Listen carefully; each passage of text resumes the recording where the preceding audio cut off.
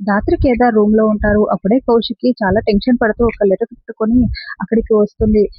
కేదార్, కేదార్ అని పిలుస్తూ వస్తుంది. "ఏమైందక్క? ఏంటి వదిన?" అని రాత్రి కేదార్ వాళ్ళు అడుగుతూ ఉంటే, "పిన్ని, పిన్ని" అని చెప్తూ ఉంటే, "పిన్నికేమైందక్క?" అని కేదార్ అడుగుతూ ఉంటాడు. "ఇదిగో" అని ఒక లెటర్‌ని కేదార్ చేతిలో పెడుతుంది. ఇంకా కౌశికి చాలా టెన్షన్ పడుతూ ఉంటుంది. కేదార్ ఆ లెటర్‌ని ఓపెన్ చేసి చదువుతూ ఉంటాడు. "ఏంటి కేదార్ ఏం జరిగింది?" అని రాత్రి అడుగుతూ ఉంటే, "పిన్ని వాళ్ళు ఇంట్లో నుండి వెళ్ళిపోయారు" అని ఇల్లు వదిలిపెట్టి వెళ్ళిపోయారని చెప్పడంతో, "అదేంటి అలా ఎందుకు వెళ్ళిపోయారు?" అని అడుగుతూ ఉంటే, ఇంకా మరోవైపు నిషి, వైజయంతి, యువరాజ్ రోడ్డు మీద బ్యాగ్స్ పట్టుకొని నడుస్తూ వెళ్తూ ఉంటారు. అప్పుడే వాళ్ళకెదురుగా దివ్యాంక వచ్చి "మీకు ఏం జరుగుతుందో అర్థం కావట్లేదా? ఇప్పుడు మీరు ప్రెస్ మీట్ పెట్టి మీకు జరుగుతున్న అన్యాయాన్ని మొత్తం ప్రెస్ మీట్‌లో చెప్పబోతున్నారు. మీకు సపోర్ట్‌గా కొంతమంది కంపెనీల నుండి వర్కర్స్ కూడా వచ్చారు" అని దివ్యాంక ప్రెస్ మీట్ పెట్టడానికి రెడీ అవుతూ ఉంటుంది. ఇంకా ఆహ్, ద జ రాత్రి వాళ్ళకి కౌశికి కూడా అదే చెప్తూ ఉంటుంది.